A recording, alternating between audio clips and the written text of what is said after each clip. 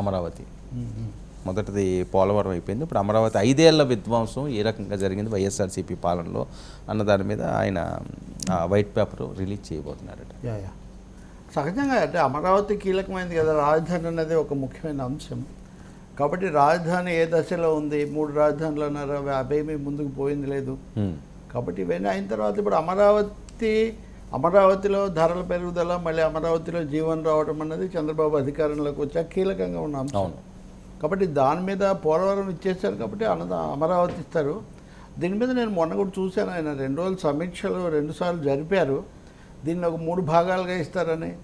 ఇప్పటివరకు తాము సిఆర్డీఏ పెట్టి అవన్నీ తాము చేసిన పనులు, జగన్ వచ్చిన తర్వాత జరిగినటువంటి నిలిచిపోయిన తర్వాత జరిగినటువంటి విధ్వంసం అనండి, లేకపోతే నష్టం అవన్నీ. మూడోది భవిష్యత్తుకు సంబంధించి నిధులు ఎక్కడి నుంచి వస్తాయి, ప్రాధాన్యతలు ఎలా ఉంటాయి. ఉదాహరణకు అక్కడ ఆ తుప్పలు చెట్లు ఇవన్నీ పెరిగి అంతా అడవిలాగా మారింది, దాన్ని తొలగించటం, రోడ్డు మార్గాలు అనే వాటికి ప్రాధాన్యత ఇవ్వటం. మూడోది నిధులకు సంబంధించి ఎక్కడన్నా విదేశాల నుంచి కానీ లేకపోతే బీడ్ల నుంచి కానీ ఆ ఎల్ఎన్టీ వాళ్ళతో కూడా మళ్ళీ సమావేశమై మీరు పనులు ఆపినవి వెనక్కి వెళ్ళిపోయారు, వాటిని మళ్ళీ చేయండి అంటే, కాదు మాకు బిల్లులు ఇవ్వలేదంటే వాటికి మేము జాగ్రత్త తీసుకుంటాం చేయమన్నారని. సో ఇలాంటి అంశాలన్నీ కూడా కలిపి, అలాగే రైతులకు సంబంధించిన అంశాలు కొన్ని ఉన్నాయి, ఇంకొన్ని కొంచెం కొత్తగా భూములు తీసుకోవాల్సినవి కూడా కొన్ని పనులు ఉన్నాయి. వీటన్నిటి మీద ఆయన ఒక అమరావతి సమగ్ర చిత్రం ఆవిష్కరిస్తారేమో, మనం చూడాలి. 3 గంటలకు ఇస్తారంటున్నారు కదా.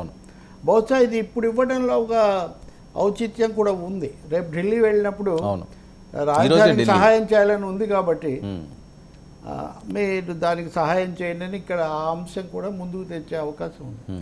పోలవరం విషయంలో అంటే రిపేరీ జరగాలి, దాని అంచనా వేయాలి కాబట్టి అక్కడ అంచనా లేదు. ఇక్కడికి వచ్చేసరికి రాష్ట్ర ప్రభుత్వం ఒక అభిప్రాయానికి వచ్చి ఈ పత్రాన్నే కేంద్రానికి కూడా సమర్పించడానికి ఒక అవకాశం ఉంది. చూద్దాం మరి ఆయన.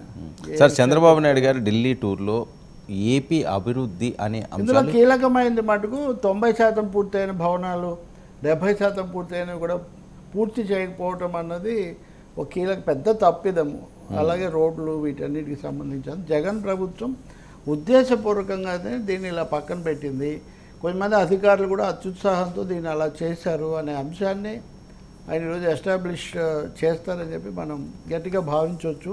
ఇంకొకటి, ఈ ప్రభుత్వం ఆలోచనలో కూడా కొంత మార్పు వచ్చినట్టుగా ఉంది.